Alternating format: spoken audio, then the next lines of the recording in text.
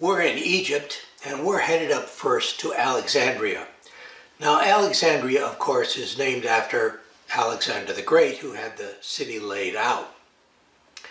After that, he went off to war to defeat the Persians. Incidentally, that picture of him that's so famous, his head is cocked a little bit, and it's thought that maybe he was deaf in one ear, and that's why his head is cocked that way. In any event, after a number of battles and wars throughout Asia, he comes back to Babylon and he dies there at a very young age. His body is eventually transported back to Egypt. But that's a very interesting and complicated story all by itself. This is the story behind Alexander's body and his tomb. Almost immediately after Alexander's death, chaos erupted, as the Macedonians quickly began arguing over the fate of the empire, leaving his body unattended for many days in the Babylonian heat. Legend has it that upon returning to the corpse, to everyone's amazement, they found it in pristine condition, untouched by decay. Perdiccas, the highest-ranking commander in Babylon, then had Alexander's body embalmed and placed in a golden coffin. For the next 2 years, Alexander's body remained in Babylon, as Perdiccas and his followers oversaw the construction of a funeral carriage unlike any other the world had seen. The carriage was designed to resemble a great temple. It had beautiful Ionic columns, encircled by paintings depicting Alexander and his army, and was covered with gold. It was to be pulled by 64 mules, each bearing a golden crown and bell. Upon its completion, Perdiccas ordered that Alexander's body was to be escorted home to Aigai in Macedonia, the traditional resting place of the Macedonian kings. Yet the plan went horribly wrong. The governor of Egypt, Ptolemy, was aware of the great wealth and potential of his domain, and soon grew ambitious, eager to get rid of Perdiccas' control. He believed he might achieve this by taking possession of Alexander's body, as it was a superhuman talisman representing authority and legitimacy in this new post-Alexander world. Whoever controlled the body held great sway.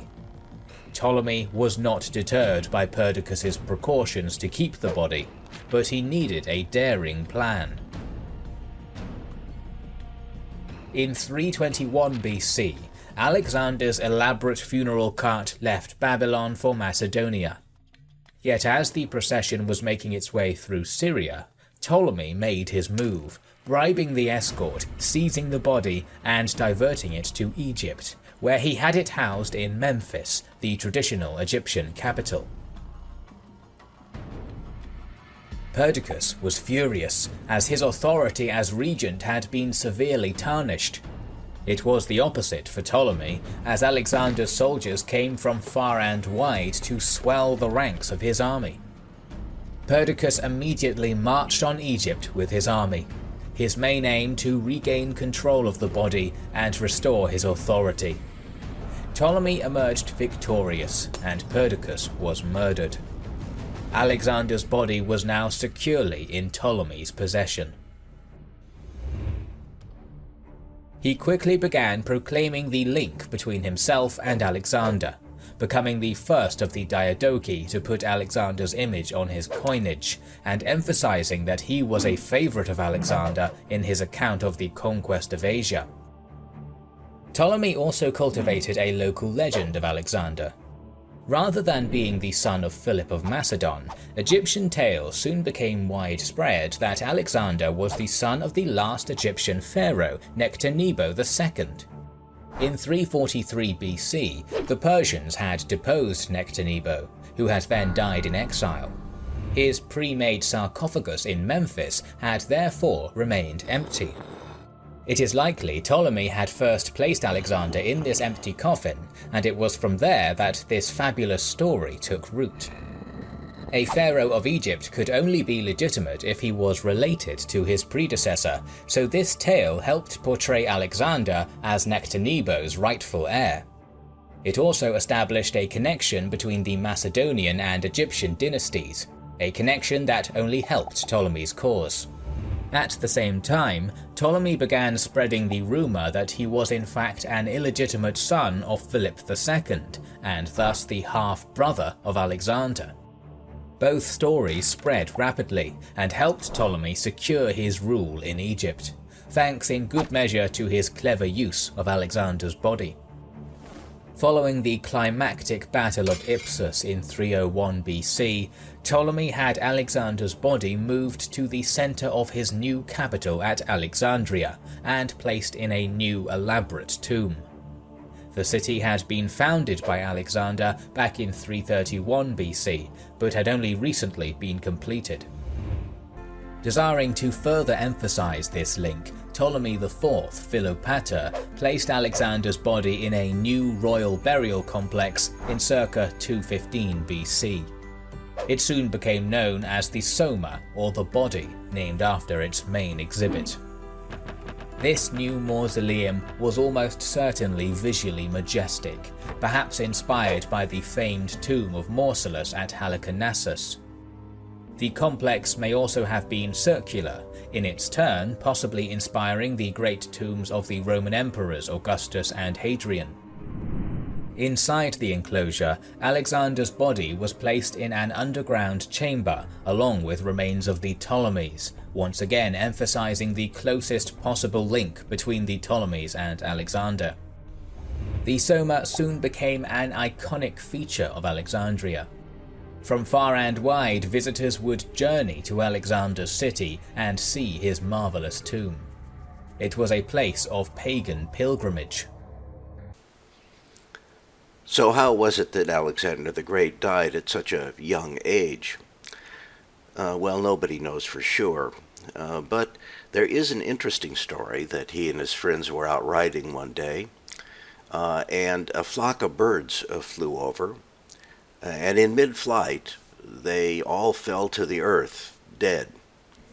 Now Alexander the Great was intellectually curious, so he went over to examine the birds, and he may have died, or at least gotten sick, as a result of bird flu. But it is possible that Alexander didn't die from the bird flu. Maybe he just got sick. Now his doctors were treating him with some medicine called hellebore.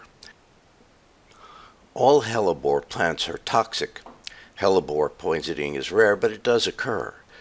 Hellebore plants are usually left alone by animals such as deer and rabbits due to the fact that the leaves of the plant produce poisonous alkaloids, making them distasteful to the animals. It was first used in the First Sacred War at the start of the 6th century BC to poison the water supply of the city of Kira, a Greek city. The Greeks were always embarrassed by this use of poison to win a war. They always believed that you should face your enemy with a spear or a sword at close range and kill them that way. In any event, the use of hellebore at Kira may be part of the reason why we have rules against poison gas and other biological agents. Poisonings occur through ingestion or handling. The hellebore plant should not be ingested because poisoning cases are most severe. This is especially true when the hellebore are eaten in large quantities. Symptoms of ingestion include burning of the mouth and throat, salivation, vomiting, abdominal cramping, diarrhea, and nervous symptoms of various kinds. It's believed that hellebore was used, however, by Hippocrates. Despite its toxicity, hellebore was generally used by Greek and Roman doctors to treat paralysis, gout, and other diseases, and more particularly insanity. But even accidental over medication with hellebore may not have actually killed Alexander the Great.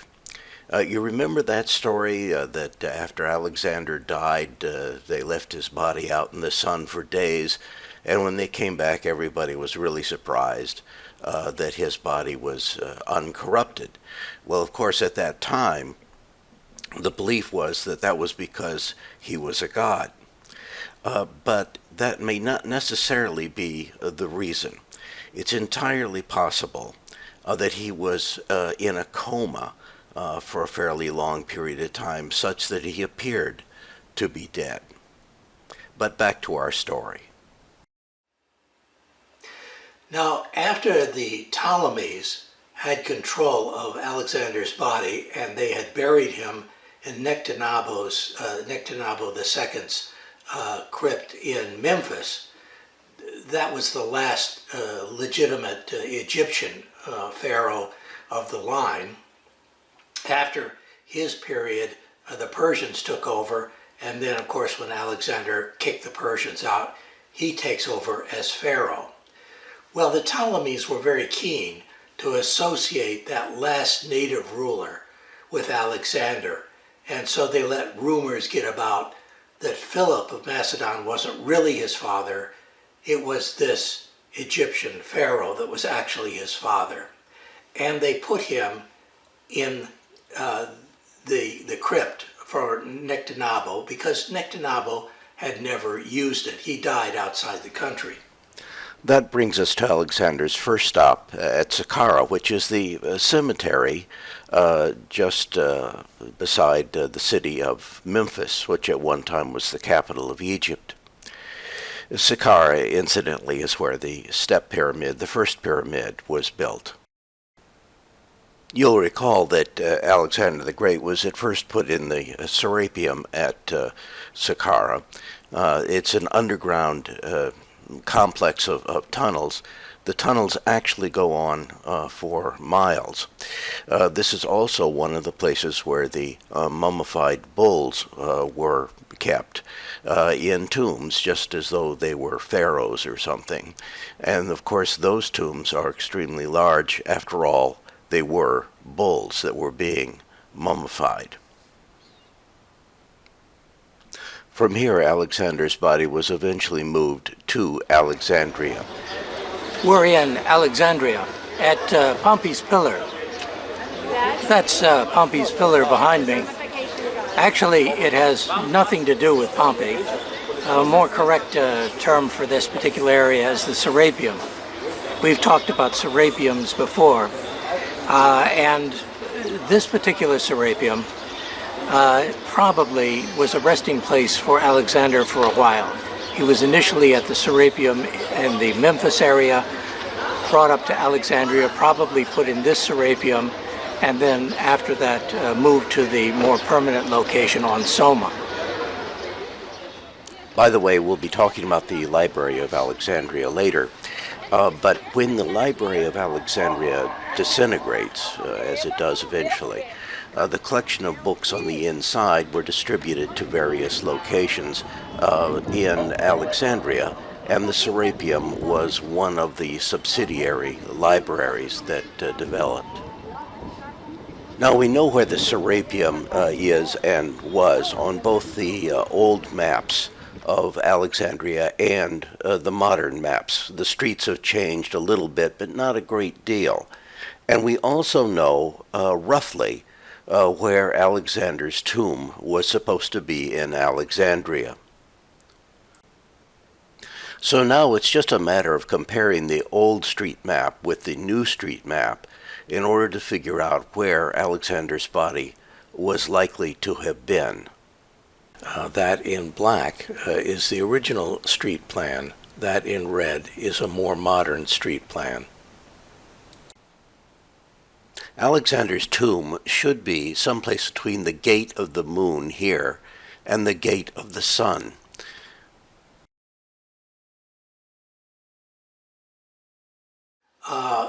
And that location is probably on a road which at that time was called Soma, which means body. Now, we're not sure where on the road he might have been entombed. There's several possibilities. The odds-on favorite is that he was entombed in what is now a mosque, the Nabi Daniel Mosque. This is a modern street map, and the Daniel Mosque, and that is Daniel from Daniel the Lion's Den, is located near the bottom of this map. Look for the blue arrow. We also know that it was somewhat close to the old Roman theater, and we know where the Roman theater is because it's been excavated. See the red arrow.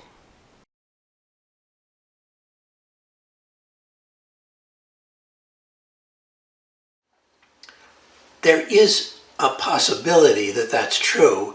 In 1850, an archaeologist proposed that it was, but that area has never been excavated and may never be excavated. This is the old Daniel Mosque. It's said to contain the body of the prophet Daniel, which is, of course, quite impossible because Daniel lived centuries before this place was built. Nevertheless, they really surprised me when they allowed us to go into the mosque, film in the mosque, and to go down into the crypt.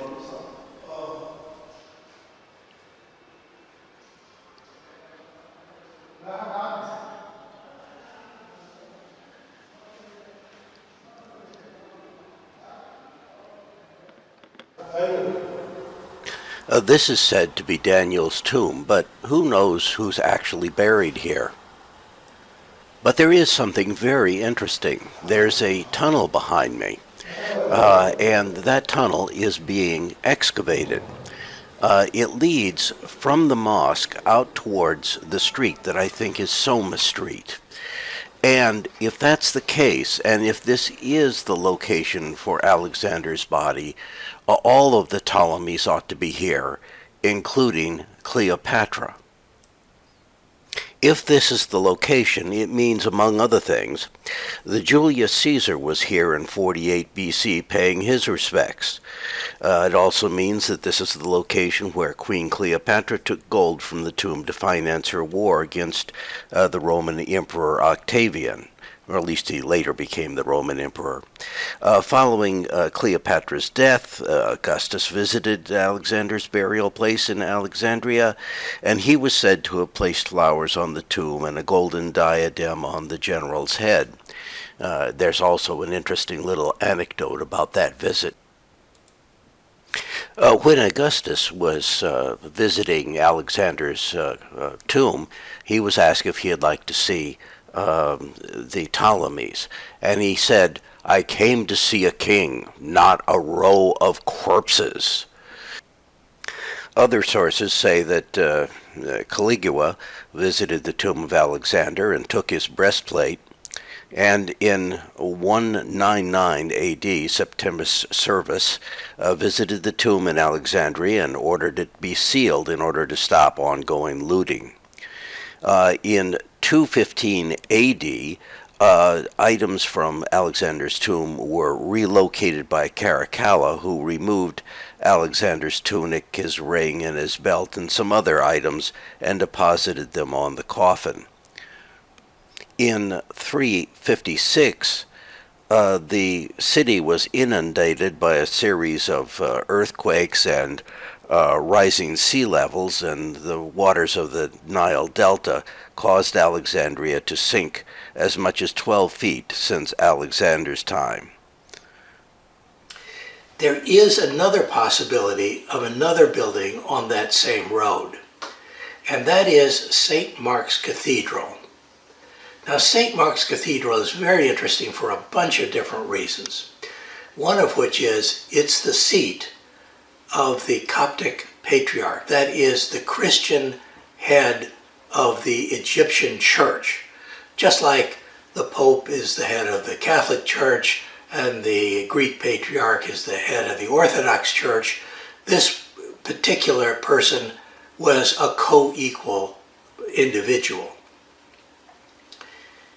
at about the same time that there's a crypt laid aside for St. Mark, who is said to have founded the church, Alexander's body goes missing.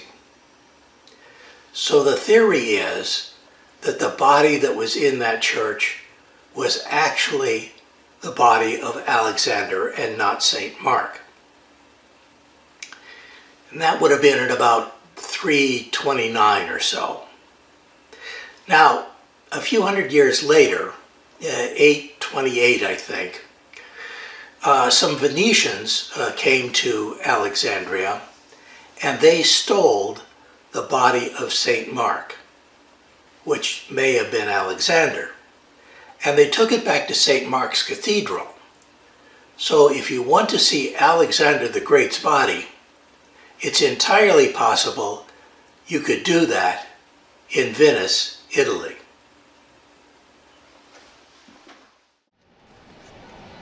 St. Mark's Cathedral is just down the street from the Nabi Daniel Mosque.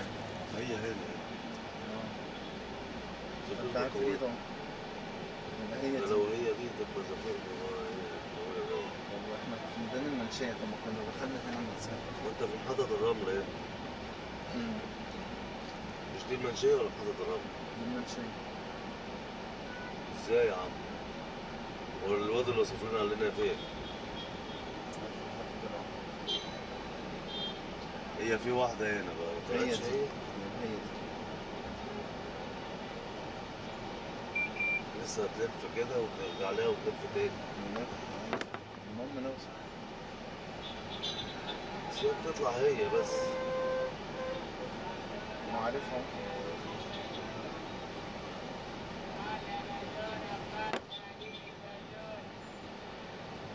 مش عارف صراحة.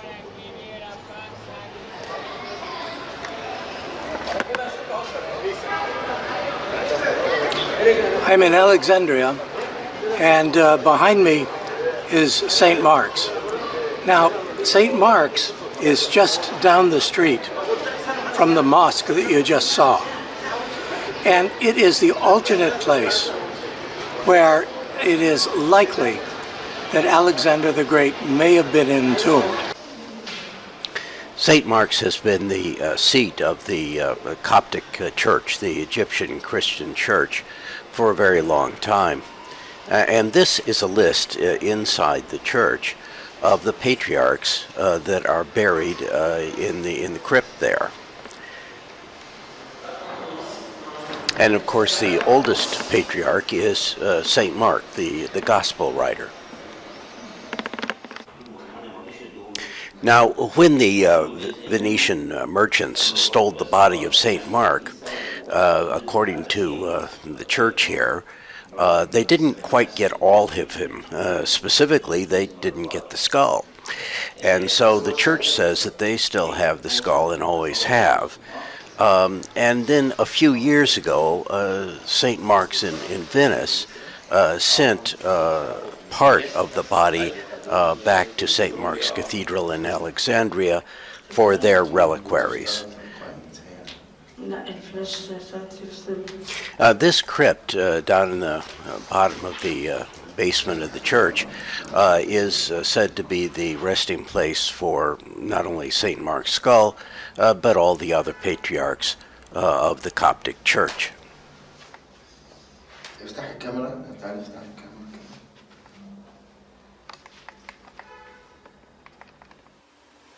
Now, we're pretty sure that Alexander was in Alexandria, or at least nearby Alexandria, and the reason is because a fair number of people wrote about his tomb, and a number of Roman emperors visited it, including Julius Caesar, Caracalla, and several others.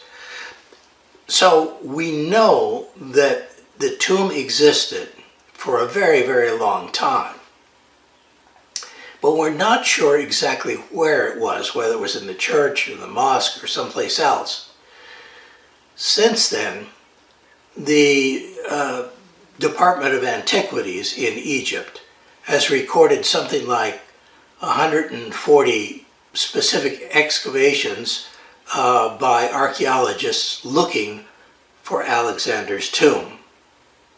There are lots of possibilities as to where it is. Alexander's body. Don't forget about it because we're going to be coming back to it. But Alexander's body isn't the only interesting thing in Alexandria. For example, why is Alexandria where it is? Today, and for most of antiquity, Alexandria was the major seaport on the Mediterranean. For as far as Egypt was concerned, it was their main grain export location. And it did huge business. But before Alexander's time, it wasn't there.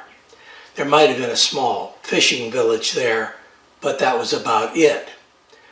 Now, why is Alexandria where it is? Because virtually all Egyptian cities are along the Nile.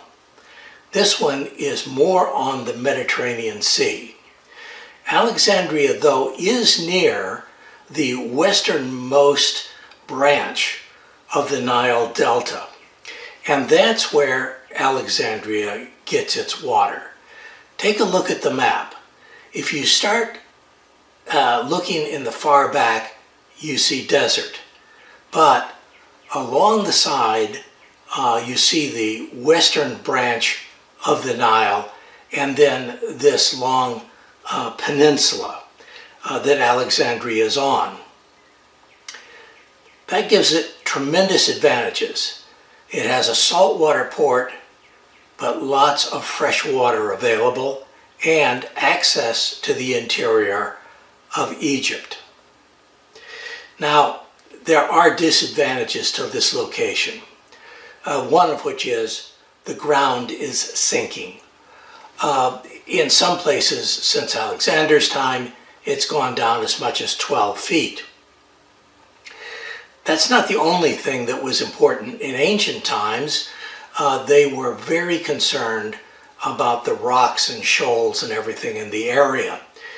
This is, of course, well before the days of GPS, and so ships went into a certain amount of hazard in order to be able to get to the port of Alexandria. They could run aground. So to solve that problem, the Greeks, which were in control of the city, and it's more a Greek city than an Egyptian city, especially at this time, built a very tall tower on an island. The island is the Pharos Island, and the tall tower becomes a lighthouse, and so the lighthouse is called the Pharos Lighthouse. As a matter of fact, in a lot of languages, Pharos nowadays does mean lighthouse. When I was a child, people would say they had no idea what the lighthouse actually looked like. In fact, that's not entirely true. We have a pretty good idea what it looked like because there were a lot of models made of the lighthouse at Alexandria. A lot of images of it in various places, sometimes on tombs, sometimes on coins. But the most fantastic example of the Great Lighthouse at Alexandria is a near exact copy, we believe, that was made in Roman times when the lighthouse was completely erect. This lighthouse is still in operation on the North Spanish coast, and you can see it there. And what you see is that there are three basic shapes, one on top of the other. We'll go into those basic shapes shortly. So what happened to the Great Lighthouse? Well, much of it is in the Mediterranean now, partially because of the sinking that I told you about, and partially because there was a number of earthquakes that made it go down over a period of time. Also, part of the lighthouse has been, part of the lighthouse blocks have been used to build a newer fort, an Islamic era fort.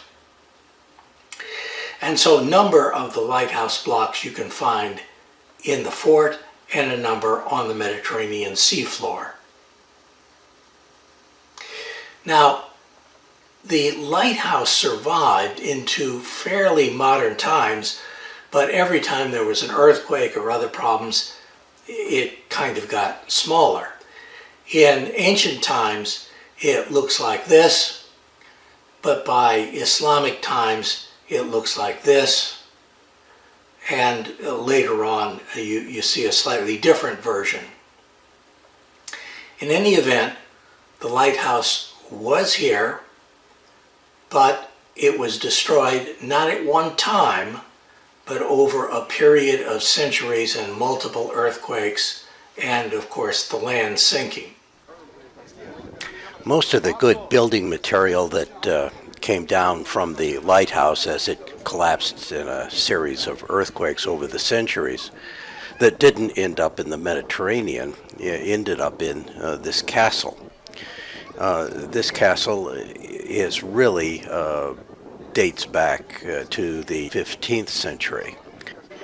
The need for a fort at Alexandria is probably a result of the Crusades and the fears that Egypt would succumb to one of them.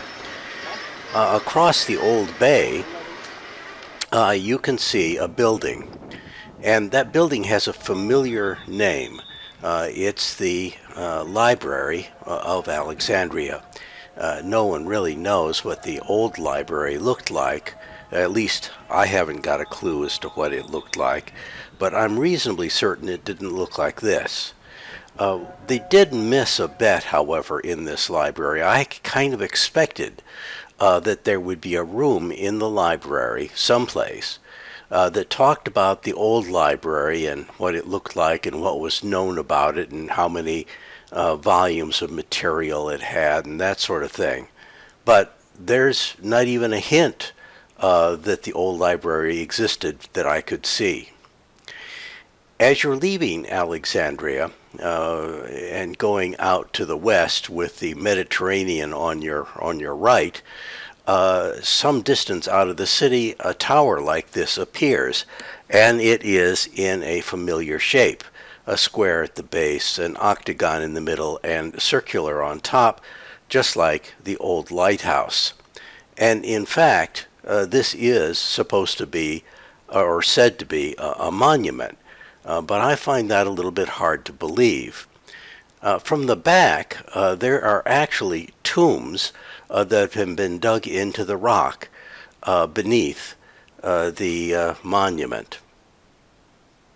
I found no indication what it could possibly be a monument to or for, or what the function was, except that it could be a lighthouse, because the Mediterranean is visible from the top of this tower. And we're pretty sure that this is a relatively accurate depiction of the lighthouse, because it was created, possibly by the same people that built the one in Alexandria, only a couple of decades after the Alexandrian one was created. When Alexander left what was to become Alexandria, he went west on the coastal highway road along the Mediterranean, the same route that we're taking. And along that route today, there is a replica that was built of the lighthouse. The lighthouse, of course, did not exist in Alexander's day, but the Ptolemies erected it, and a few decades after the Ptolemies erected the lighthouse, this monument was erected. Below it, there is a tomb, but we don't know who was ever in the tomb.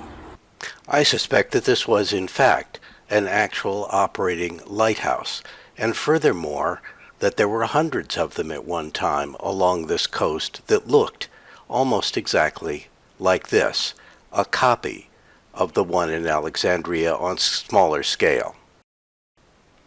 Now I'd like to return for the moment to Alexander's tomb and where it is or isn't. The fact is that if you ask any knowledgeable person about this, they'll tell you they haven't the foggiest idea where Alexander's tomb is. But frankly, I suspect that it's still in Alexandria, probably under the Daniel Mosque someplace, or at least very close to it. And the only reason we probably haven't found it is because archaeologists can't get a permit to dig under that mosque. In any event, remember Alexander. We're coming back to him.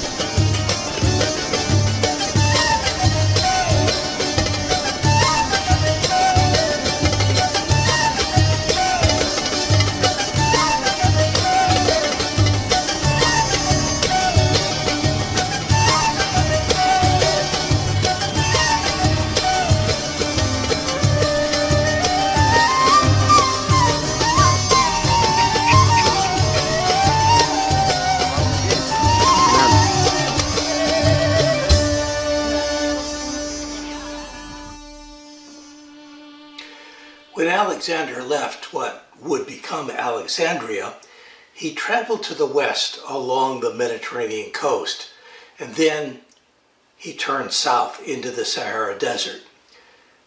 That's the same route that we're taking, and for the same reason.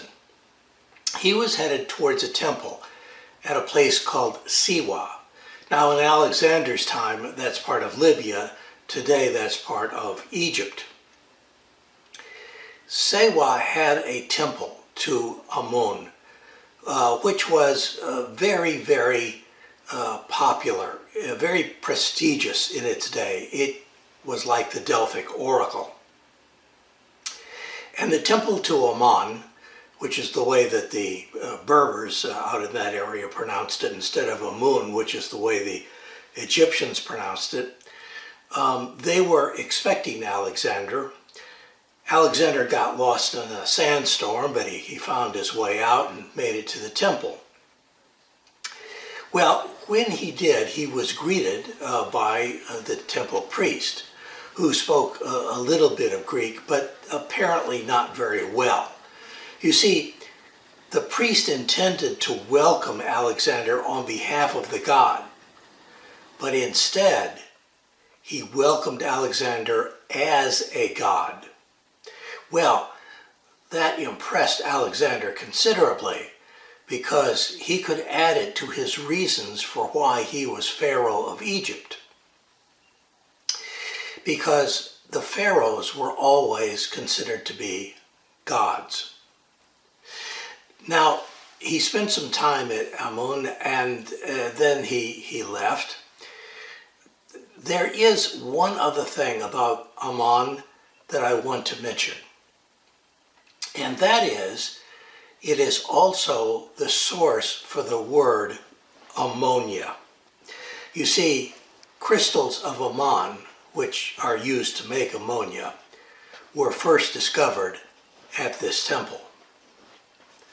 Oh, and I told you we were coming back to Alexander's tomb. For a very long time, it's been assumed that his tomb might be at Siwa. The reason for that is because in Roman times, there was a Roman by the name of Quintus Curtius Rufius. And Quintus says that Alexander on his deathbed in Babylon expressed a desire to be buried at Siwa. Since then, about a decade ago, there was an archaeologist that claimed to have found his tomb here at Siwa, but other archaeologists have disagreed. The local tourism promoters last year in 21, they also said that his tomb was located here at Siwa, but that's not very well accepted either.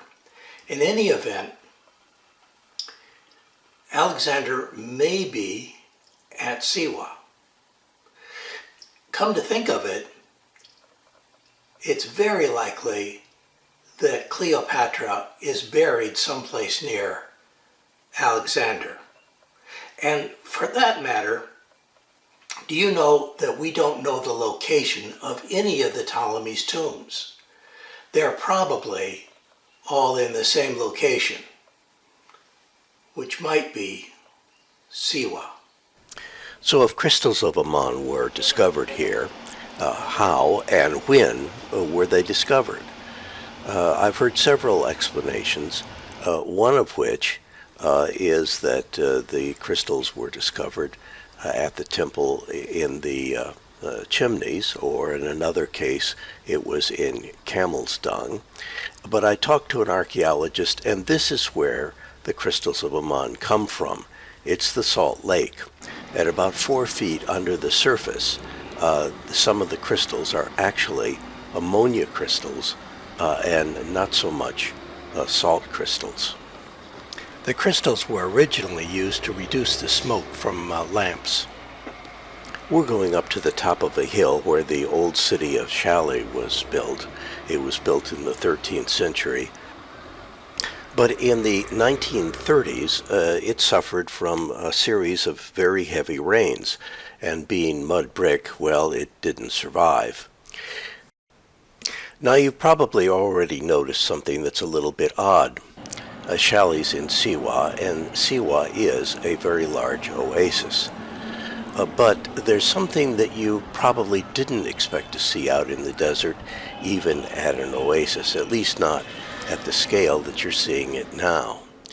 When you take a look at a desert oasis, what you expect to see is something more like this. But that's not the case with Siwa. Siwa is large, very large, and it has a great deal of groundwater. And the result is there are 300,000 trees at Siwa. Oh, and incidentally, this is a photograph from Chalet of the Oracle Temple in the distance. Also from Chalet, you can see the local cemetery, the Mountain of the Dead. The people that are buried at the top of the mountain tend to be wealthy or more prominent. This is the high rent district intended to keep the hoi polloi out. We're at Siwa, this time at the Mountain of the Dead. And that's the mountain behind me. And usually the people that are most wealthy, that have the most amount of fame, are going to be buried near the top. Now, one of the reasons that we're here is because there is a story that Alexander the Great wanted to be buried at Siwa. Now, we know that, in fact, he was buried at Alexandria, but then his body disappeared. And it is possible that he was reburied here at Siwa somewhere. Now, two archaeologists have indicated that they thought they found Alexander the Great's tomb here at Siwa. Both of them have been proven wrong. Now it's time for us to go out into the real desert, the sand dunes.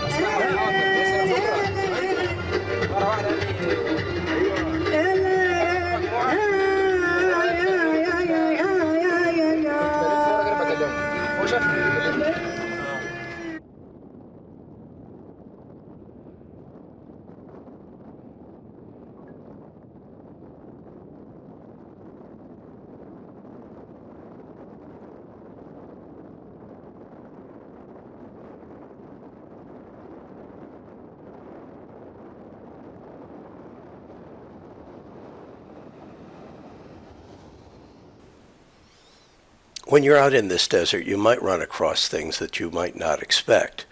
After all, it was under the ocean at one time, and there is evidence of that.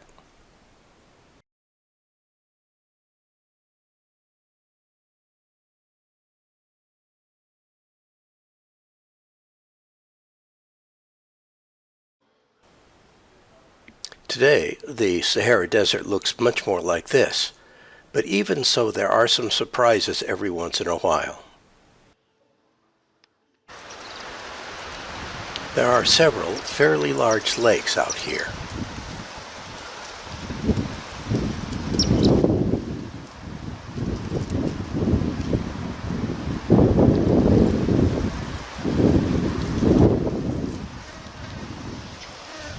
And this is Egypt's only real waterfall. What we have is a series of lakes that are interconnected, and the channel in between them has this waterfall on it.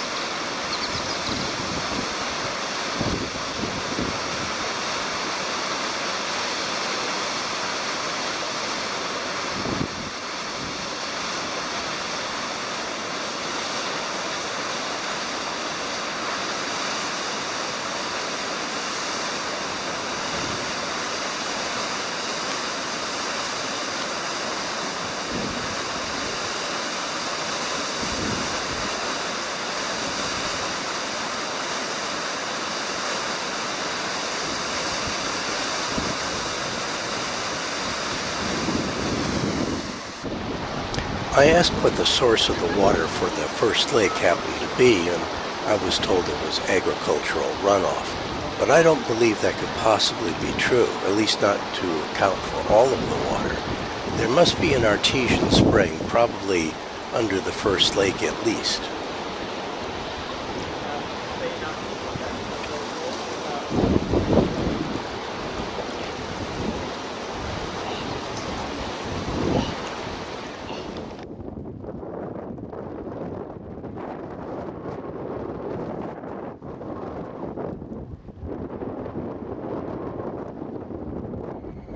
Today, Wadi al-Itan, or Valley of the Whales, lies to the west of the eternal Nile River, 170 kilometers southwest of Cairo, bordering the oasis of Fayoum.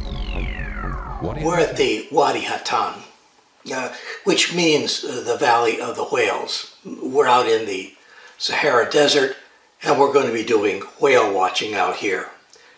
The whales out here aren't moving a whole lot, so photography is going to be a little bit easier than it might normally be. These whales have been here a very, very long time.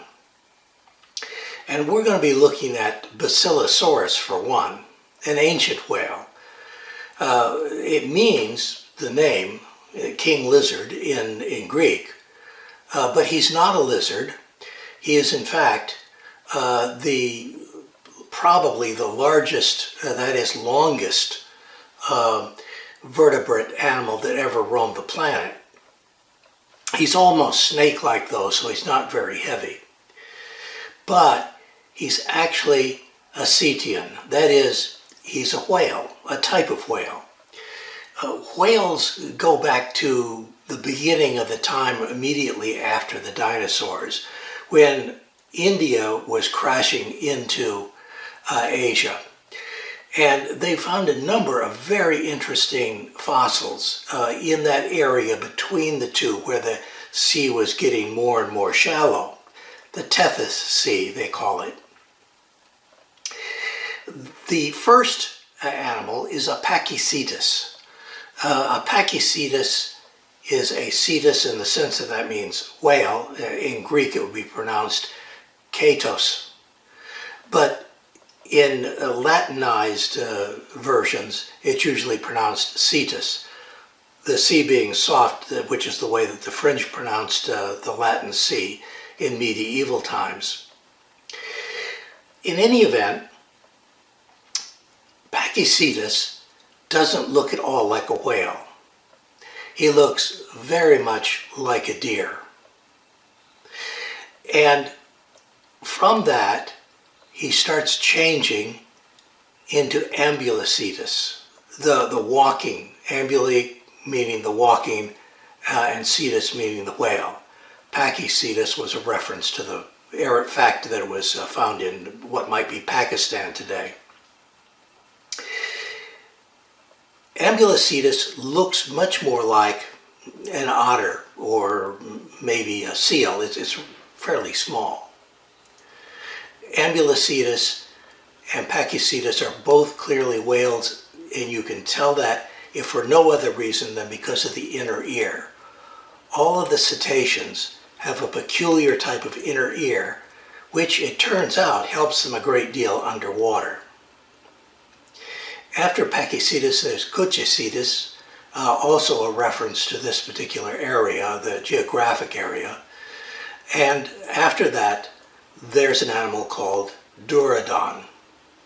Now, Dorudon is probably the ancestor of all modern whales. Dorudon, the don refers to tooth, and the duro says spear-shaped. It had spear-shaped teeth. In fact, its teeth weren't homogeneous. They were like your teeth. That is, you could identify a molar, an incisor, a canine, things like that. Something you can't do with modern whales at all. Dorudon wasn't discovered first in India or Pakistan. It was discovered first here in the Wadi al-Hatan, the Valley of the Whales. There's also Basilosaurus, which looks very much like a Dorudon, except that it's much, much bigger. About 3 times the size of the Dorudon. And we found Dorudon calves that have the markings of Basilosaurus teeth on them. So we're fairly certain the Basilosaurus were in fact hunting the Dorudons in this valley. This is a hungry mother.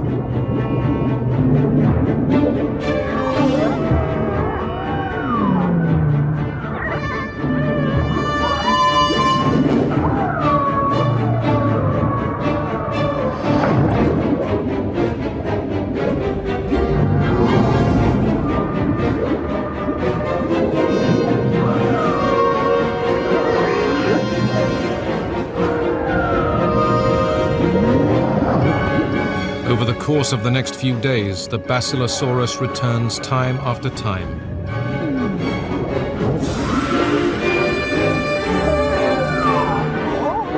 The lagoon is transformed from a sanctuary into a bloodbath.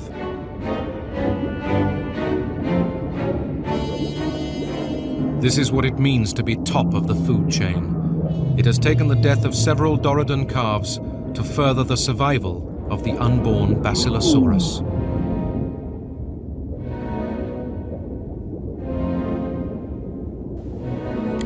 The wadi may have looked much more like this in its heyday, a tight fit for a large whale, but not so bad for a smaller whale.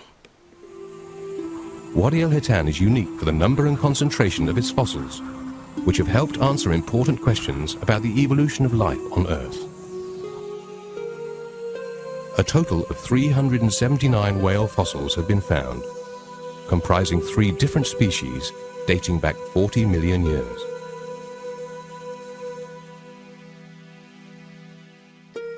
These are the best fossilized remains of whales found anywhere in the world. They range from young to old, and many have been found in death positions. And even today, new discoveries are being made. In fact, here in Wadi al-Hatan, they found a new whale of a very old design that still had all 4 limbs. This was discovered in 2021. When I went to the museum at the Wadi, I discovered a BBC crew working on films. The reality is that I often discover professional film crews on my travel. In this case, they're filming 2 of the museum's Basilosaurus. Now, in Greek, Basilosaurus means king lizard, and in fact they were originally thought to be reptiles. The animals are very snake-like, and the head looks an awful lot like a crocodile head. But they are whales.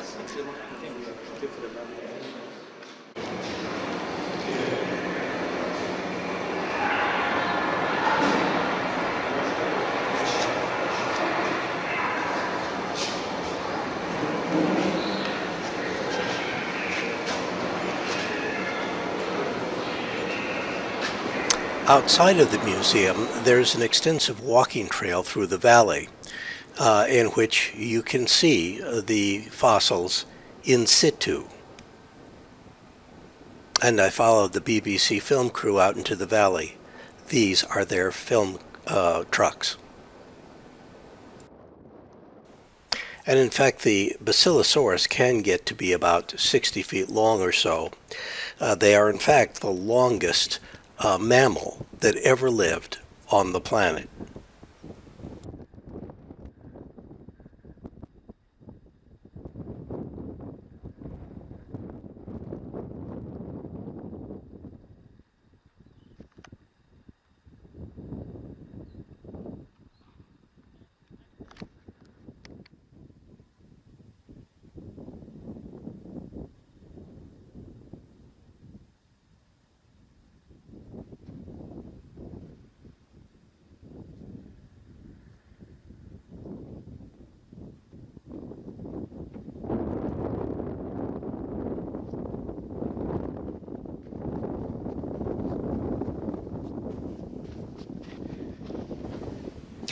There is clear evidence that in the beginning this was a saltwater marsh, a mangrove marsh, and these are the roots. Now these next, these are yardang, and they're wind sculpted, and they look at the distance as though they might be animals lying down sometimes. Now you might think that these police are part of a routine patrol, but they're not. They are in fact part of my personal bodyguard. When I go into dangerous areas in Egypt, I take not only a driver and an Egyptologist with me, but also a security man armed with a pistol in the vehicle that I'm in, and often a police car in front and one in back with 6 or 8 policemen in it, and that's the case here. Next we go to the Beni Hassan tombs, and there I find another professional film crew. Now this one is an independent organization, not like BBC. The folks that were doing the work were mostly British, in fact I think maybe entirely British, but the company that was backing them, or at least one of them, was a Lebanese company.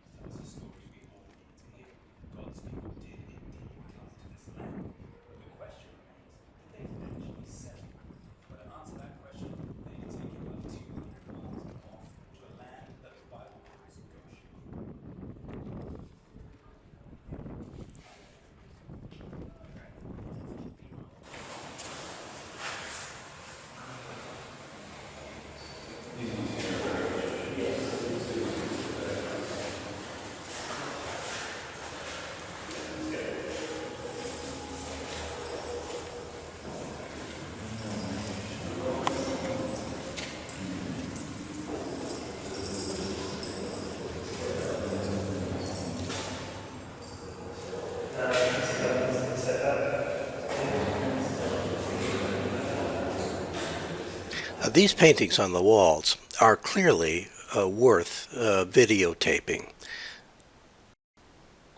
And here's a kind of scene I've never seen before in an Egyptian tomb or temple. It's guys wrestling, and it's a very extensive depiction of that, various wrestling moves and everything. They're all quite different. When Pharaoh Akhennaten and Nefertiti, his wife, established a new religion dedicated to the Atan, they moved the capital from the old site of Luxor to Amarna. And when they did that, they selected Amarna because it was a virgin site. It was a virgin site because there wasn't any particularly good water source there, and that turns out to have been a big problem for him. Nevertheless, he built a city here. The religion and the new capital only lasted as long as Akhenaten lived. Then it moved back to Luxor, and the old religion returned. Akhennaten was likely buried at a tomb near here. But when the court moved back to Luxor, that is what was called Thebes at the time, his body was probably disinterred and moved to the Valley of the Kings, although that's unclear. To get to his tomb, you first go down a flight of 20 stairs to the main entrance.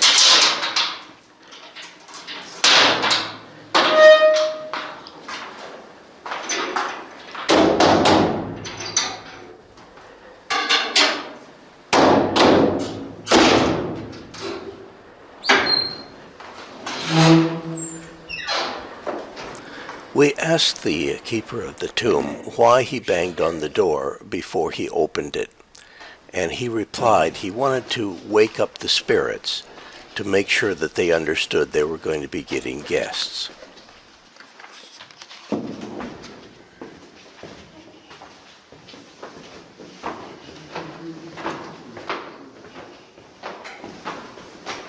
On the right-hand side, there are some unfinished rooms halfway down the corridor.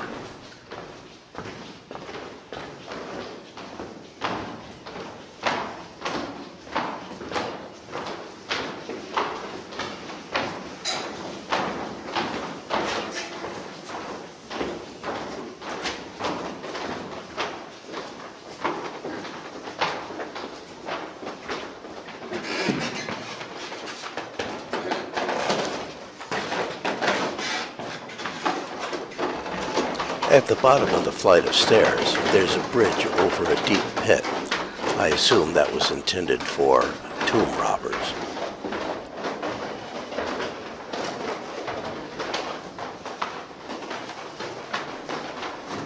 And this is where the sarcophagus ought to be.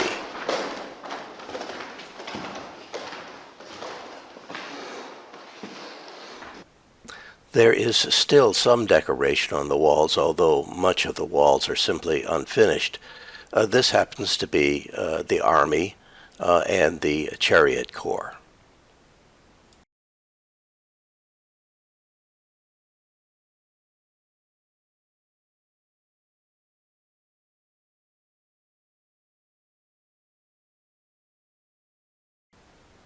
And this is the classic scene of Akhennaten and Nefertiti and the Aten. The figures here have been badly damaged, probably in antiquity, by Egyptians that were unhappy with the rain. After it was over, they did this, probably. Remember Akhennaten and Nefertiti because we're coming back to them. We're back in Saqqara, and in the distance there you can see the bent pyramid. But in front of the bent pyramid there's another pyramid, and that pyramid is the pyramid of Pepi II, who lived around 2250 BC, that is about 4,300 years ago. According to tradition, Pepi lived for something over 100 years, and he ruled for 96 of them, having come to the throne when he was about 6 years old. That makes him the oldest living, the oldest reigning monarch of all time, if that tradition is true. Now, Pepi was one of the last of the Old Kingdom rulers, and there are, of this period, many surviving inscriptions talking about trading expeditions to the south. One of the most interesting concerns, a nomarch named Harkuf. Now, a nomarch is someone who is in charge of a nome, and a nome is like a province or a state in Egypt. And nome number 1, which is the one that he was in charge of, is the one that's furthest south on the Nile. Now, Harkuf had made many journeys into Nubia, that is what we would call Sudan today, and on one occasion he wrote back to the 9-year-old Pepi II, describing a dancing dwarf that he was bringing back to Egypt. The excitement of the little king is conspicuous in the letter that he wrote back to Harkuf, and it's possible to see in his words the young fellow unable to contain himself and forgetting his royal dignity. So we're going down to Aswan, which is where the first nome was, and we're going to visit the tomb of Harkuf. Harkuf's tomb, like the tombs of many of the nobles of this area, is on that mountain over there. Now this is the text that Pepi II writes back to Harkuf. He says, "You have said in your letter that you have come down in safety from Yam," that is Sudan, with the army, and brought many beautiful gifts which Hathor, that it's a goddess, the lady of Yamu, has given to the king of Upper and Lower Egypt, that is, to Pepi. You also say in this letter that you have brought a dwarf, it could have been a pygmy, of divine dances from the land of the horizon dwellers, like the dwarf whom the treasurer of the god Borded brought from Punt, that is probably Ethiopia, at the time of King Iesi. You say to my majesty, never before has one like him been brought by any other who has visited Yam. King Pepi goes on to write to Harkuf, "Each year you do what your lord desires, spending day and night with the caravan. Now come northward at once to the court. You must bring the dwarf alive, sound and well, to rejoice and gladden the heart of the king of Upper and Lower Egypt. You say to my majesty, never before has one like him been brought by any other who has visited Yam. When he comes down with you into the ship, appoint reliable people who shall be beside him on each side of the vessel, and take care lest he should fall into the water. When he sleeps at night, appoint trustworthy people who shall sleep beside him.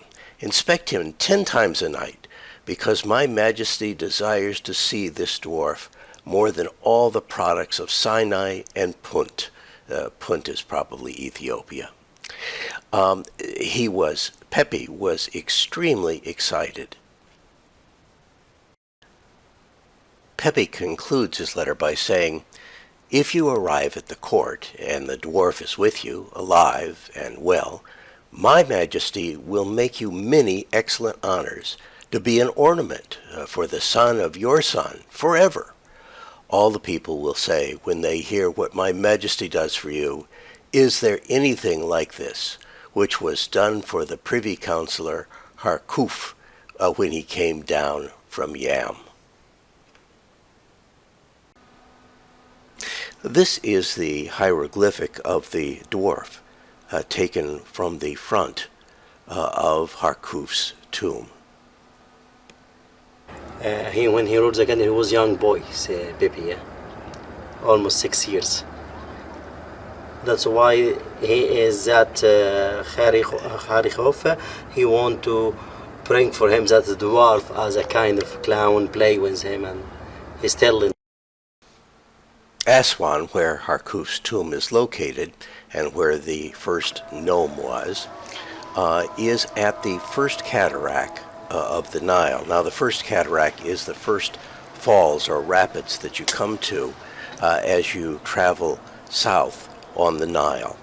And it is the traditional end of Egyptian territory proper. And furthermore, it is also the gateway to points further south, like Abu Simbel, which is where we're going next.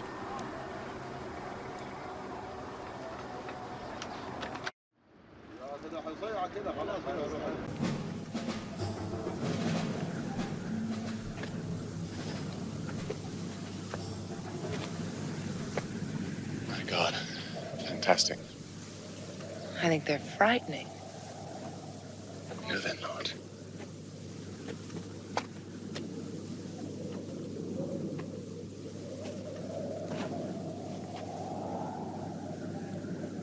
Do you think he'll sing a note for me?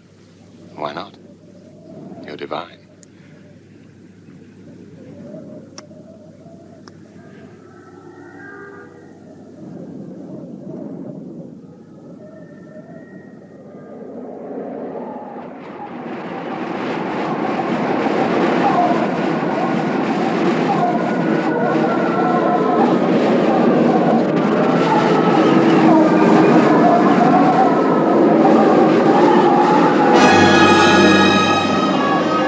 Welcome to the Temple of Abu Simbel.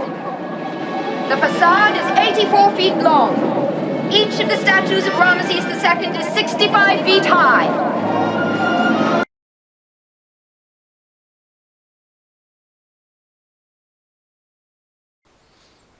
This is the main temple, the temple to Ramses at Abu Simbel. There is also a lesser temple to his wife, Nefertari, at the same location. As you can see, there are thousands of people here, and there are actually hundreds of police and army as well, and the governor of the province has showed up for this occasion.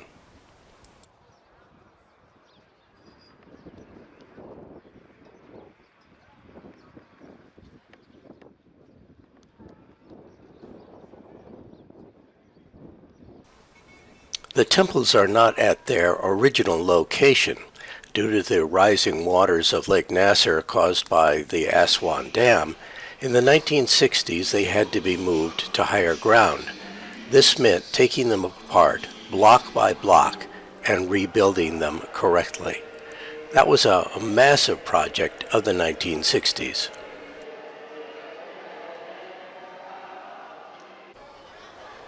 The reconstruction was so accurate that the light of dawn still reaches all the way down the hallway and illuminates 3 out of 4 statues. The one that it doesn't illuminate is Ptah, and the one in the middle is Ramses. But that only happens in February and October. Now these dates happen to coincide with traditional dates for Ramses' birthday and for his coronation date. However, we really don't have the foggiest idea what those dates really were, so we haven't the foggiest idea whether or not those dates happen to be accurate. Nevertheless, everyone here is eagerly waiting for dawn.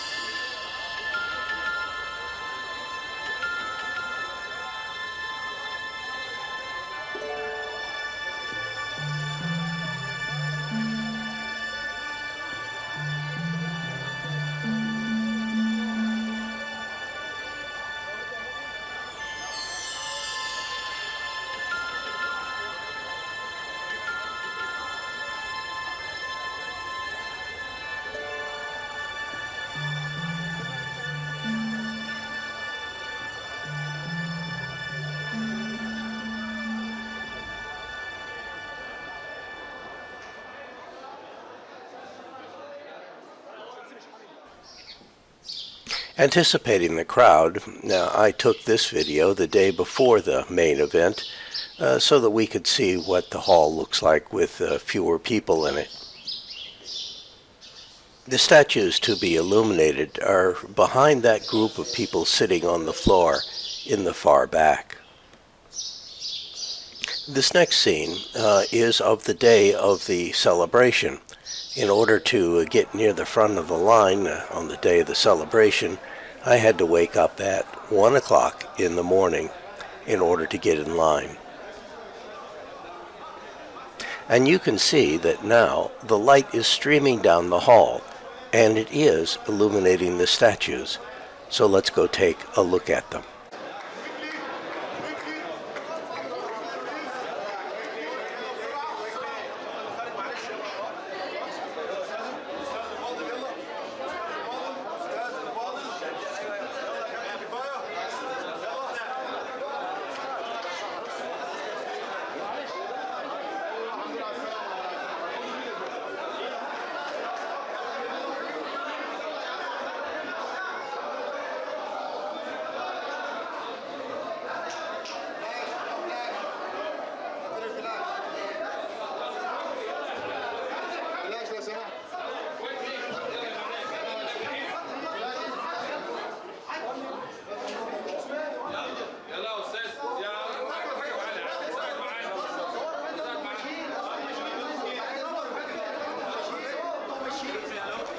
Well, in case you missed them, this is the photograph that I took the day before, when there weren't so many people and so much hurry to move everyone along.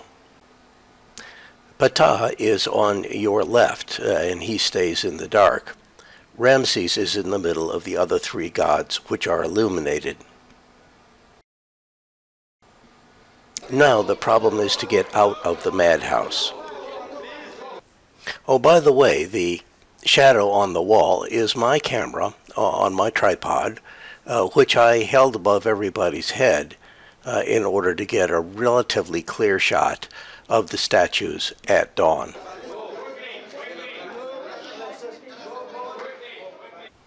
Meanwhile, let's take a look at the walls of the temple, because the drawings and hieroglyphics that are on them actually tell us quite a bit about what was going on. It's, of course, Egyptian propaganda, though.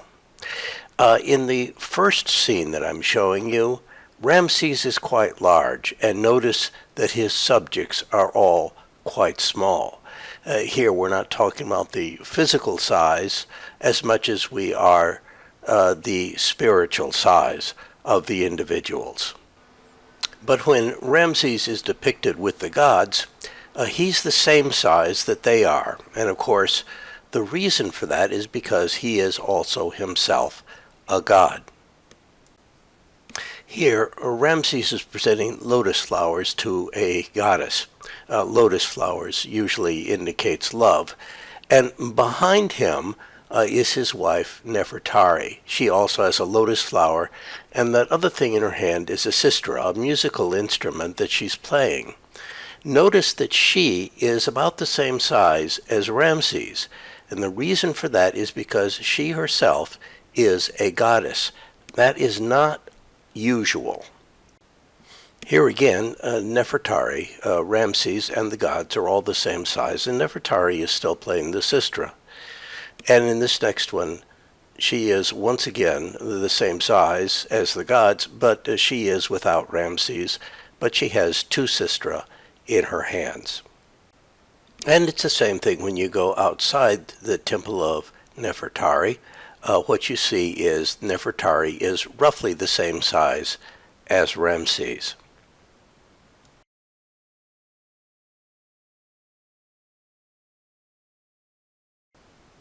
Now this is the classic smiting scene where the pharaoh is defeating all of his enemies. He has them by the hair and he's going to hit them with a battle mace. This is depicting Ramses carting off prisoners of war. And this particular drawing, this particular artwork, is on the southern side of the temple, the side of the temple that faces Numidia, that is what is today Sudan. And so the prisoners that he's got are Numidians, that is, they are African. And you can tell that by looking at the faces, although they're a little bit distorted here. These next depictions are from the north side of the wall, and there they show the pharaoh defeating people that appear to be Middle Eastern. One of the ways that you can tell they're Middle Eastern is because they tend to have beards.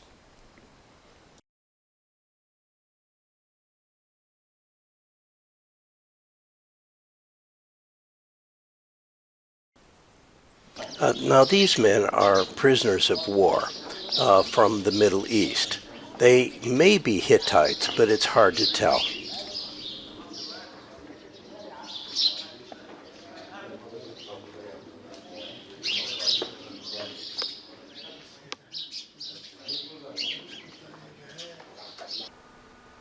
The pharaoh's army, of course, is always an important part of the depictions because they play basically supporting roles. The pharaoh is always portrayed as being heroic, but he does have the army with him.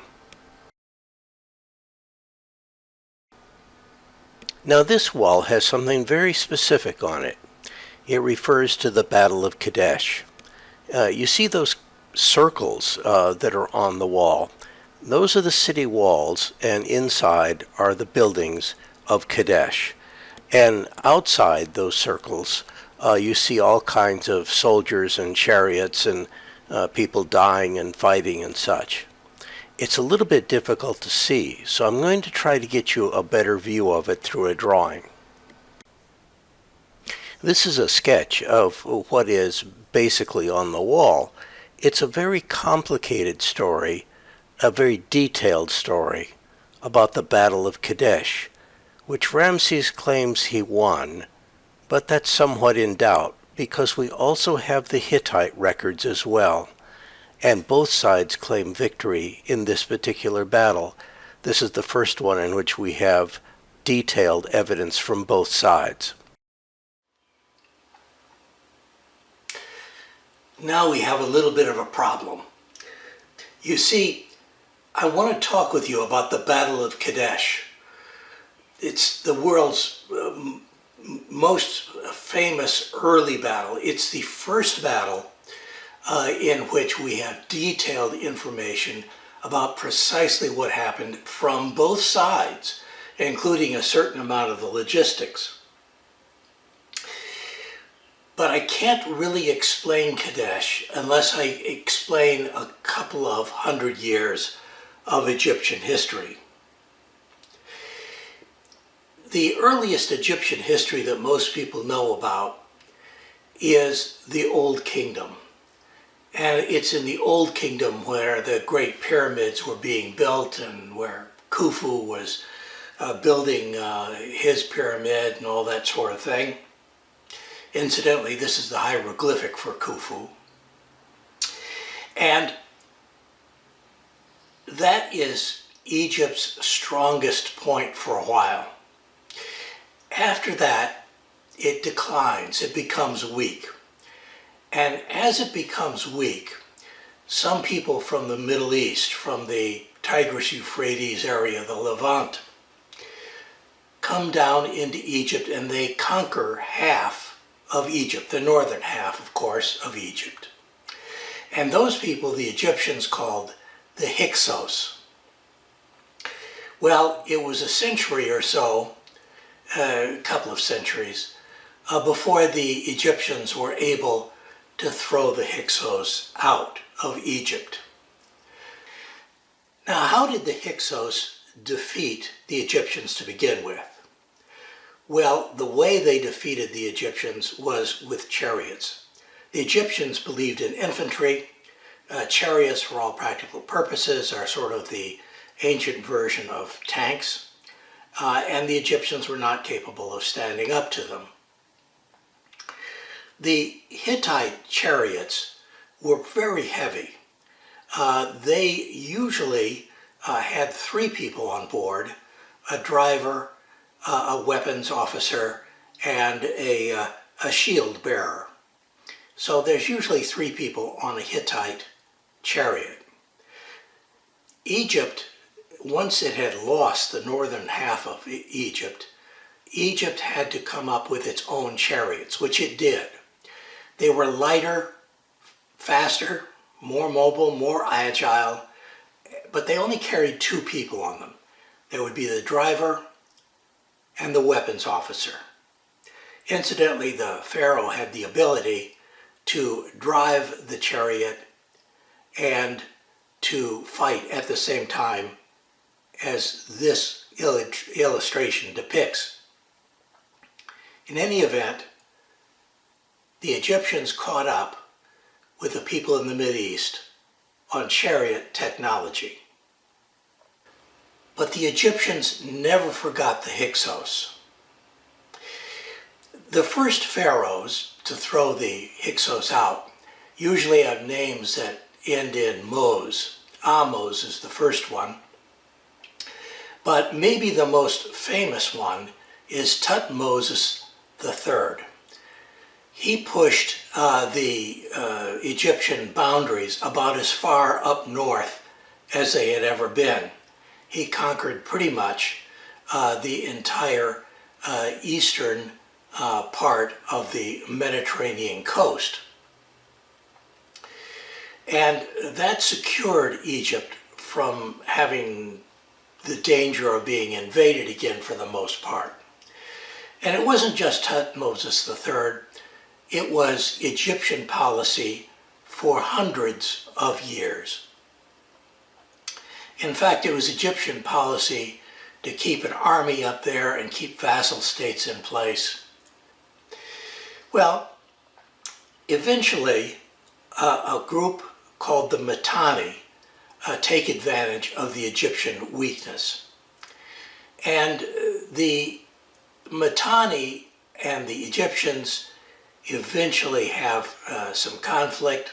Now, while this is going on, the Mitanni have their own problems.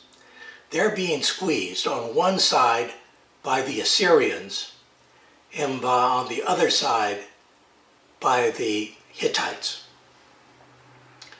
The Egyptian policy towards the Mitanni is quite friendly after they have some peace treaties, and Mitanni princesses come down into Egypt to marry the Egyptian pharaoh. Remember that because it becomes a staple of Egyptian policy, marriage alliances. In any event, the Mitanni are squeezed out by its difficult neighbors. And eventually what happens is that you find conflict between the Hatti, that is the Hittites, and the Egyptians over vassal states in what would now be Lebanon, basically, and Syria. Now we get to Pharaoh Akhennaten. He was the pharaoh that believed in something that looked a little bit like monotheism, and he called all of his soldiers back to go into Egypt and to clear out the remnants of the old religion to the extent that they could. The result of that was a power vacuum in the Middle East. Imagine Syria was in confusion, conflict, and chaos. During Akhenaten's time, the diplomacy was done by Akhenaten's mother, Tuya, and she didn't have an army to send up north. Eventually, the Egyptians come back after the time of Akhenaten. This is the time of King Tut. And a little bit after his time, there are a number of armies that go back up into the north to try to restore order. Next, we're going up to Hattusha to review some of the Hittite archives.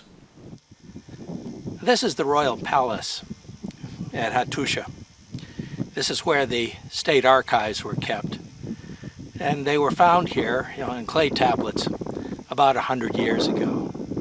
A lot of the clay tablets tell us a great deal about what was going on. The Hittites had good relations with the Egyptians most of the time. And this happens to be a story about a messenger that came up from Egypt.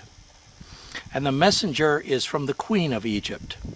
And the message is, "My husband is dead, and I have no son. People say that you have many sons, and that your sons are adult. If you send me one of your sons, he will become my husband, for it is repugnant to me to take one of my servants to my husband."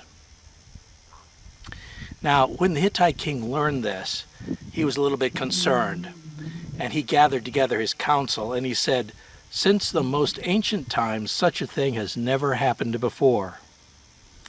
So he sent one of his people down to Egypt, and he told him, "Go bring me information worthy of belief. They may try to deceive me, and as to the possibility that they may have a prince, bring me back information worthy of belief." Well, a little while later, the messenger comes back from Egypt, and he says, the king says, Perhaps they have a prince. They may be trying to deceive me and do not really want one of my sons to reign over them. But the Egyptian queen answered, and she said, "Why do you say they are trying to deceive me? If I had a son, should I write to a foreign country in a manner humiliating to me and my country? You do not believe me, and you even say so to me. He who was my husband is dead. I have no son. Should I then perhaps take one of my servants and make of him my husband? I have written to no other country. I have written only to you. They say that you have many sons. Give me one of your sons, and he will be my husband, and lord of the land of Egypt." So which Egyptian queen was this? Well, based on the time when the letters were written, it could very well be the wife of King Tut. King Tut died early, you recall. And the queen was very young. Now, King Tut was followed by the high priest, Ai. Ai was an old man, and the queen surely did not want to marry him. In fact, as soon as they were married, she disappears from history. No one knows what happened to her. Oh, and as far as the Hittite prince is concerned, he made it to the border of Egypt, and then he disappears too. There are lots of good stories in the Hittite texts. Because it's King Tut, he's followed by Ai, who was the old Grand Vizier. He's followed by Horemheb, and Horemheb is followed by Ramesses the First. This is not Ramesses the Great, it's his grandfather. And then Seti follows Ramesses, that's Ramesses the Great's father. Now when Ramses II comes into power, he has to prove himself. The Ramesses, his grandfather and his father, were from a line of Egyptian generals. And so they really don't have the degree of legitimacy yet that they would like. Ramesses, in order to prove that he's worthy, takes the army up north several times and attacks into the Hittites who are attacking the Egyptians. And so there's this conflict going on. That brings us to the battle that I want to talk about, Kadesh. Ramesses forms up 4 divisions: the Set division, the Ptah division, the Amun division, and the Ra division. Each one of these is named after Egyptian gods. And they head up north with the Amun division in the lead. And Ramses is with the Amun division. And they run across some Bedouin. Now these Bedouin happen to be in the pay of the Hattusians, the Hittites. And they tell Ramses that the Hittite king is afraid of Ramses and has his army 100 miles away, 150 miles away actually. Ramses believes that, and he establishes a camp across the river from Kadesh. These are the 2 Bedouin that misled Ramses. You can find their images on the walls at Abu Simbel. Now, at that point, they pick up a couple of reconnaissance troops sent by the Hittite king. And they torture them, which is the way that interrogation normally occurs in ancient times. And the Hittite troops confess that the Hittite king is just behind Kadesh, waiting to attack. So there's an emergency council meeting, and they start preparing for the attack. But his army is still in march. He's only got 1 division on location and another division coming up, and it's strung out.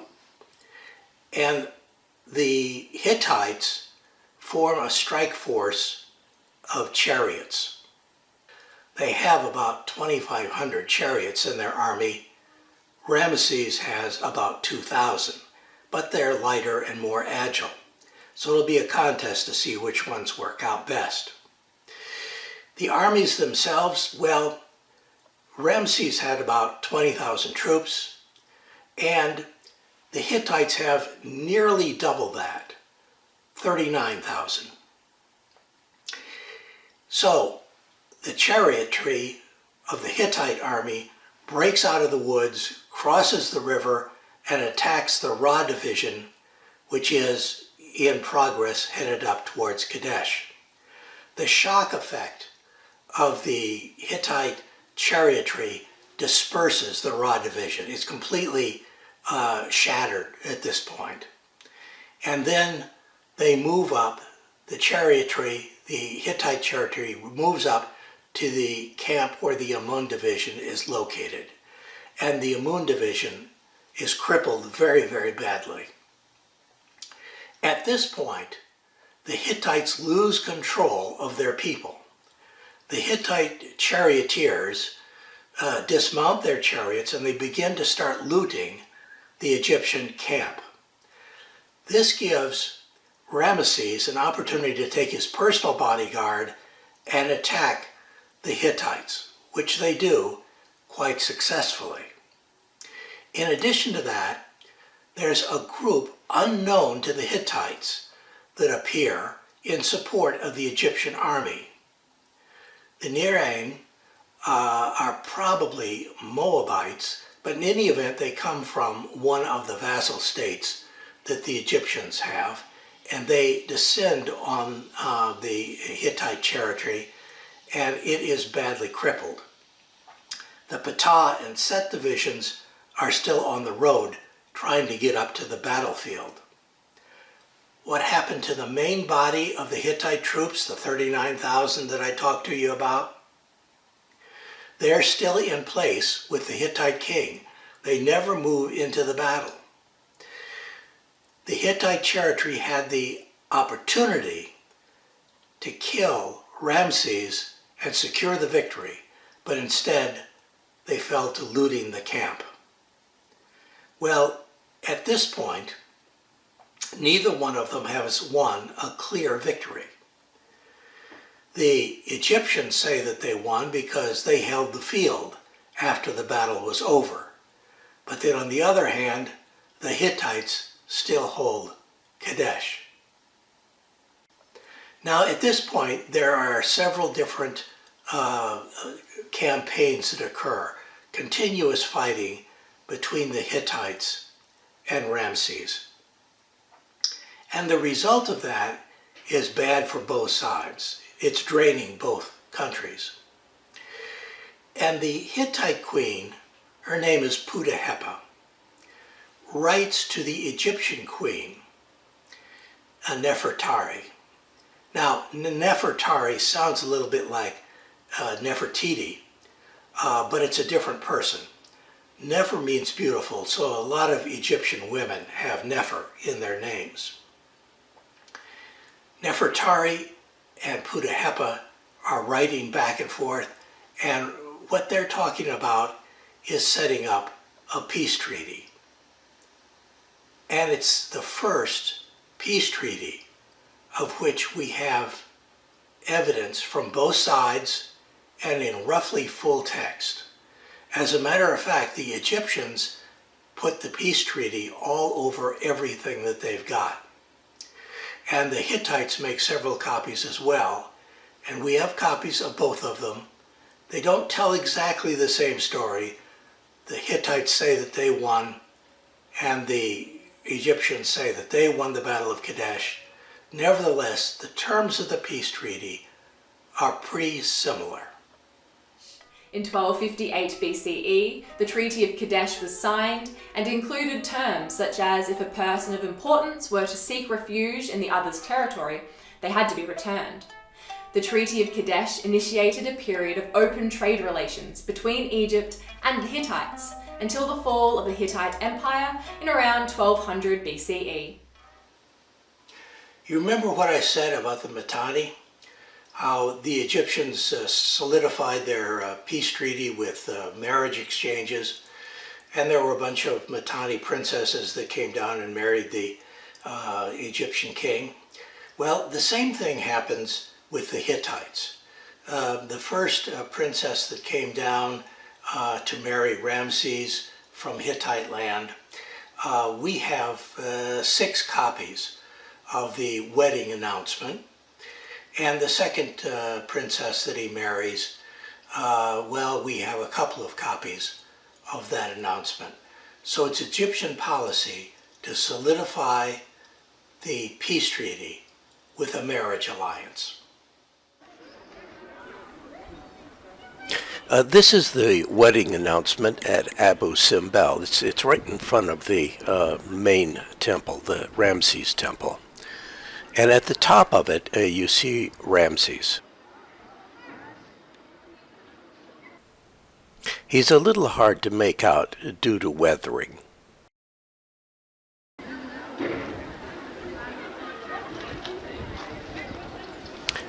To your right now, you see the bride. This is the daughter of Ptah.